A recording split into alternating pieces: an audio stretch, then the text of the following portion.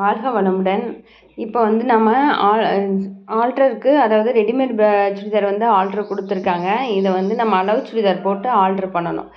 இப்போ வந்து நிறைய பேர் வந்து இதே மாதிரி வந்து ரொம்ப லீனாக இருப்பாங்க. இது ஆக்சுவலாக லீனாக இருக்கக்கூடிய பர்சன். அவங்க சின்ன சுடிதார் தான் எடுத்து கொடுத்துருக்காங்க. நிறைய பேர் என்ன பண்ணுவாங்கன்னா எக்ஸ்ட்ரா லார்ஜ் அதாவது டபுள் எக்ஸல் வந்து வாங்கி கொடுத்துருப்பாங்க டாப்பில். அது பார்த்துக்கிட்டிங்கன்னா இவ்வளோ தூரம் வந்து அளவு டாப்பாக இருக்கும். உங்களுக்கு பார்த்தீங்கன்னா அளவு டாப்பு இவ்வளோ தூரம் வரும். அவங்களுக்கு வந்து ஷார்ட் இவ்வளோ தூரம் பண்ணுற மாதிரி கிட்டத்தட்ட ஒரு 4 to 5 inches வந்து ஷார்ட் பண்ணுற மாதிரி இருக்கும். அது வந்து நம்ம ஷார்ட் பண்ணுறோம் ஓகே தைச்சிட்றோம். தைச்சி முடிச்சுட்டு நம்ம திருப்பி பார்த்தோம்னா என்னாகும், உள்ளே வந்து ஏகப்பட்ட சுருக்கம் வந்து நமக்கு அந்த டாப்பில் இருக்கும். அதனால் வீட்டில் வந்து நிறைய பேர் ஆல்ட்ரு பண்ணணும்னு நினைப்பீங்க. ஆனால் வந்து உங்களால் வந்து அதை ஆல்ட்ரு பண்ணாலும் அந்த நீட் ஃபினிஷிங் வராது.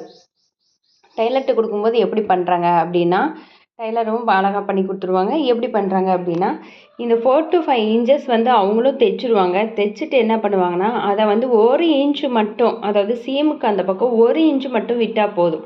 ஓகேங்களா? 1 inch அளவு மட்டும் விட்டுட்டு நீங்கள் வந்து மீதி எல்லாத்தையும் கட் பண்ணி எடுத்துட்டிங்கன்னா உங்களுக்கு ஃபினிஷிங் கரெக்டாக வந்துடும். ஓகேங்களா? இந்த அளவுக்கு நம்ம கட் பண்ணி வந்தால் தான் நமக்கு வந்து என்னாகும், ஃபினிஷிங் வரும். நீங்கள் இவ்வளோ துணியும் வச்சுட்டு இருந்தீங்கன்னா அது ஃபினிஷிங் வராது, சுருக்கமாக தான் இருக்கும். ஸோ இது வந்து நீங்கள் ஃபினிஷிங் வர்றதுக்காக 1 inch விட்டால் போதும். நம்ம எக்ஸ்ட்ரா 1 1.5 விட்டால் போதும். ஏன்னா நமக்கு திரும்பவும் அது சுடிதார் பொறுத்த வரைக்கும் கொஞ்சம் லூஸாக தான் போடுவோம். அப்படிங்கிற பட்சத்தில் 1 inch போதும். ஓகேங்களா?